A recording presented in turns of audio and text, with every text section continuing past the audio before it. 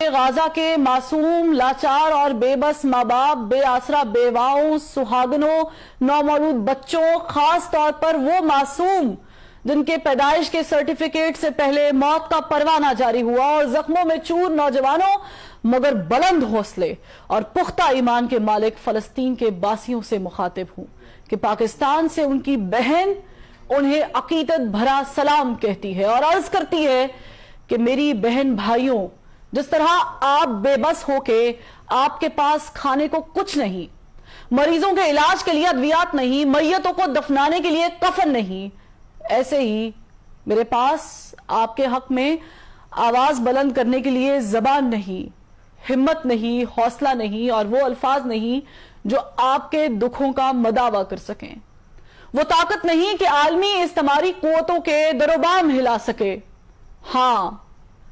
مگر آپ کے پاس ایمانی طاقت ہے، جذبہ بلالی ہے اور روح ہلالی ہے، اور سب سے بڑھ کر وہ آہ ہے جو اثر رکھتی ہے پر نہیں طاقت پرواز مگر رکھتی ہے،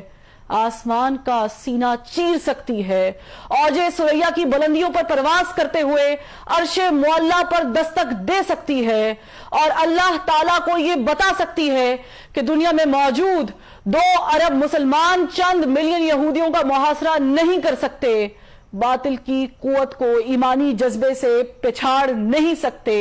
اور ان اربوں کی گنتی میں نہ وہ 313 میسر ہیں اور نہ ہی وہ 72 کا قافلہ سپر جو باطل سے محض ٹکرایا ہی نہیں، سچ کا علم بھی ہمیشہ کے لیے بلند کر گیا۔ تمہاری آہ یہ بھی شکوہ کر سکتی ہے کہ اب مسلمان ماؤں نے صلاح الدین ایوبی، نور الدین زنگی، طارق بن زیاد اور محمد بن قاسم جنم دینا چھوڑ دیے ہیں، یہاں خیبر کا قلعہ ایک ہاتھ سے اکھاڑ پھینکنے والے ولی بھی ناپید ہیں، اور سیف اللہ کے نام کی نسبت رکھنے والے جنگجو بھی میسر نہیں، تو اے اللہ ابابیلوں کا کوئی جھنڈ عطا فرما، کوئی تیز ہوا یا آندھی بھیج، یا پھر کوئی ایسا طوفان جو صہیونی طاقتوں کو نیست و نابود کر دے۔ تمہاری آہو بکا 2 ارب مسلمان کے دل نہیں دھڑکا سکتی، ظالم اور جابر حکمرانوں کے سامنے کلمہ حق نہیں بلند کر سکتی، عالمی انسانی حقوق کی تنظیموں کو نہیں جھنجھوڑ سکتی، UN، OIC اور یورپی یونین جیسی طاقتوں کا ضمیر نہیں جگا سکتی، مگر یہ عرش معلی کو ہلا سکتی ہے، اللہ کے جلال اور غیظ و غضب کو جلا بخش سکتی ہے، اور جبار و قہار کو اپنی جانب متوجہ کر سکتی ہے، آسمان سے آگ برسوا سکتی ہے، پتھروں کی بارش بھی کروا سکتی ہے، اور برف کے گولے بھی گروا سکتی ہے۔ فلسطین کے بے بس و مجبور و محقور باسیوں، تمہاری داد رسی کو دنیا سے نہیں کوئی آنے والا، تمہارے زخموں کی مرہم پٹی بھی کوئی نہیں کرنے والا، پیاس اور بھوک سے بلکتے تڑپتے بچوں کو کوئی نہیں نوالا دینے والا، تمہاری میتوں پر کوئی کفن بھی نہیں ڈالنے والا، تمہارے اسکول، اسپتال اور پناہ گاہوں کو بھی دنیا کا کوئی معتبر نہیں محفوظ بنانے والا، غرض اس دنیا میں کوئی بھی نہیں تمہارا رکھوالا، کیونکہ اس دنیا کے ٹھیکیداروں کو ڈالر کی بھوک ہے، بارود کے کاروبار کی فکر ہے، عالمی مراسم اور دنیا میں اپنے وقار کی فکر ہے، سپر پاور کے اتحادی ہونے اور ان سے دوستیاں نبھانے کی پرواہ ہے، اور محض اپنی جان کی فکر ہے۔ اے فلسطین کے باسیوں، ہم نے اپنے ایوانوں میں مذمتی قراردادیں پیش کر دی ہیں، عالمی اداروں میں بھی زبردست احتجاج کیا ہے، ریکارڈ ملین مارچ کیے ہیں، سیو غازہ، نو وار اور فری پیلسٹائن کے نعرے بھی بلند کیے ہیں، اور یہی وہ سب کچھ ہے جس کے لیے ہمارے آقا ہمیں اجازت دیتے ہیں۔ وہ استعماری طاقتیں جن کی ہم کٹ پتلیاں ہیں، اس سے آگے کچھ کرنے کی ہمیں اجازت نہیں دیتی، کیونکہ ہماری آنکھیں ڈالر کو ترستی ہیں اور ہمارے دل امریکہ، کینیڈا اور برطانیہ کے ویزے کے لیے دھڑکتے ہیں، اور ہم عالمی پابندیوں سے ڈرتے ہیں، کیونکہ ایک جانب IMF نے ہمارے پاؤں میں زنجیریں ڈال رکھی ہیں، تو دوسری جانب یورپی یونین میں GSP+ کا سٹیٹس ہمارے ہاتھوں میں ہتھکڑیاں ڈالے ہوئے ہے، تو سب سے بڑھ کر کے فیٹف کا ہتھوڑا ہمارے سروں پر منڈلا رہا ہے کہ ادھر ہم نے اپنے آقاؤں کی ذرا حکم عدولی کی، اور ادھر عالمی پابندیوں کے نام پر ہمارا بھرکس نکال دیا جائے گا۔ ہمیں ڈیفالٹ ڈکلیئر کر دیا جائے گا, ہمیں اچھوت قرار دے دیا جائے گا اور دنیا ہمارا بوائکٹ کر دے گی, کیونکہ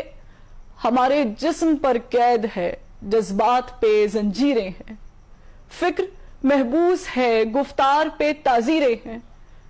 اپنی ہمت ہے کہ ہم پھر بھی جیے جاتے ہیں. زندگی کیا کسی مفلس کی قبا ہے جس میں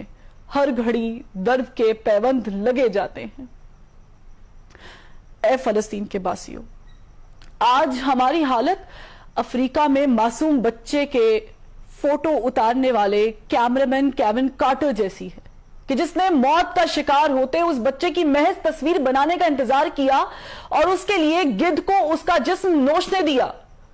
مگر میرا سر شرم سے جھکا جاتا ہے کہ اس فوٹوگرافر نے غیرت کھا کر بعد ازاں خودکشی کر لی تھی, مگر ہم میں اتنی بھی ہمت نہیں. ہم دیکھ رہے ہیں کہ بڑی بڑی ٹانگوں اور چونچ والے گدھ ہمارے معصوموں کا جسم نوچ رہے ہیں اور ان کے مرنے کا انتظار بھی نہیں کر رہے, اور ہم ان گدھوں کو وہاں سے ہٹانے اور تمہیں بچانے کے لیے کچھ بھی نہیں کر رہے. یہ گدھ تمہارے اسپتالوں پر بارود برسا رہے ہیں, یہ اسکولوں پر میزائل داغ کر انہیں کھنڈرات بنا رہے ہیں, اور یہ پناہ گزین کیمپوں پر بمباری کر کے تمہاری نسل پر زمین تنگ کر رہے ہیں. یہ تمہیں فلسطین سے نکل جانے کے لیے زبردستی مجبور کر رہے ہیں, اور اگر تم اپنے وطن میں رہو گے تو یہ ایٹم بم یا فاسفورس برسا کر تمہارا نام و نشان مٹا دیں گے. ہم ان کے ارادے بھانپ رہے ہیں, ان کی باتیں سن رہے ہیں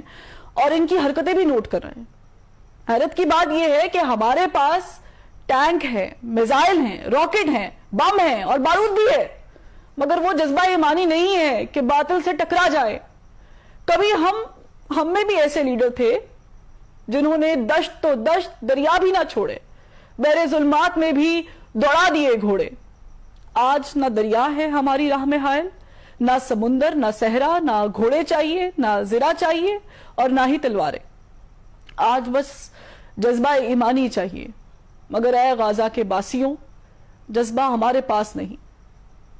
وہ ایمانی قوت نہیں, وہ نعرہ تکبیر کی انرجی ہم میں نہیں, اور ایمان کی ایسی طاقت سے بھی شاید ہم محروم ہیں جو آپ کے روم روم میں بھری ہے, کیونکہ ہمارے ہاتھ بے زور ہیں, الہات سے دل خوگر ہیں, امتی باعث رسوائی پیغمبر ہیں.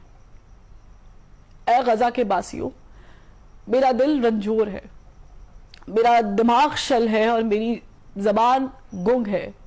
میں الفاظ تو ادا کر رہی ہوں, مگر میں جانتی ہوں کہ میں اپنے ایمان کے اس کمزور ترین درجے پر ہوں جب میں فقط دل میں برا مان سکتی ہوں, اس سے بڑھ کے کچھ نہیں کر سکتی. میں آپ سے ہزاروں میل دور بیٹھی فقط اشک بہا سکتی ہوں, اللہ کے حضور گڑگڑا سکتی ہوں, سجدوں میں آنسو بہا سکتی ہوں, رب کی بارگاہ میں التجا کر سکتی ہوں. اس سے بڑھ کر میرے پاؤں میں بیڑیاں ہیں, میرے خیالات پر پابندیاں ہیں اور میری سوچوں پر پہرے ہیں. اے غزہ کے باسیوں, میں آپ سے ہاتھ جوڑ کر درخواست گزار ہوں کہ مجھ سے اور میرے جیسے ہزاروں لاکھوں کروڑوں سے خفا نہ ہوئیے گا. بے شک ہم آپ کے گناہ گار ہیں, کیونکہ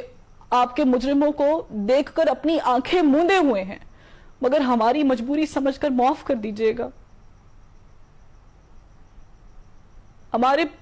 ہماری آپ کا مدد نہ کرنا آپ اپنی آزمائش سمجھ لیجئے گا, ٹھیک ویسے جیسے اللہ تعالیٰ فرماتا ہے کہ وہ اپنے پیاروں کو آزماتا ہے, اس لیے ہمیں اپنی آہوں میں شمار نہ کیجئے گا اور اللہ سے ہماری شکایت بھی نہ کیجئے گا. آپ کے معصوم جو شہید ہو رہے ہیں ان سے اللہ کی ملاقات ہوگی, دنیا میں ان پر کیا بیتی اس پر بھی بات ہوگی. خدا را اپنے معصوموں کو تلقین کیجئے گا کہ وہ اللہ سے ہماری شکایت نہ کرے, بلکہ اللہ سے یہ درخواست کرے کہ وہ ہمارے جیسے کمزور ایمان والوں کو طاقت عطا کرے, کیونکہ ہم بھولے ہوئے ہیں کہ منفعت ایک ہے, اس قوم کا نقصان بھی ایک ہی سب کا نبی, دین بھی, ایوا بھی ایک, حرم پاک بھی, اللہ بھی, قرآن بھی ایک. کچھ بڑی بات تھی ہوتے جو مسلمان بھی ایک. آج اس تمہاری طاقتوں نے ہمیں تقسیم کر رکھا ہے. اپنے اپنے مفادات میں الجھا رکھا ہے، فرقہ بندی اور ذات پات میں منقسم کر رکھا ہے، کیونکہ وہ جانتے ہیں کہ جب تک ہم تقسیم رہیں گے اور ایک کے فلسفے سے دور رہیں گے تب تک وہ ہم پر حکمرانی کرتے رہیں گے، ہمارا خون بہاتے رہیں گے اور ہمیں جینے کی بھیک مانگنے پر مجبور کرتے رہیں گے۔ مگر اے غزہ کے باسیوں، میری آپ سے التجا ہے، میری آپ سے التجا ہے کہ چند روز، اے میری جان، فقط چند ہی روز ظلم کی چھاؤں میں دم لینے پہ مجبور ہیں ہم، اور کچھ دیر ستم سہ لیں، تڑپ لیں، رو لیں، اپنے اجداد کی میراث سے معذور ہیں ہم، لیکن اب ظلم کی میعاد کے دن تھوڑے ہیں، ایک ذرا صبر کے فریاد کے دن تھوڑے ہیں، ایک ذرا صبر کے فریاد کے دن تھوڑے ہیں۔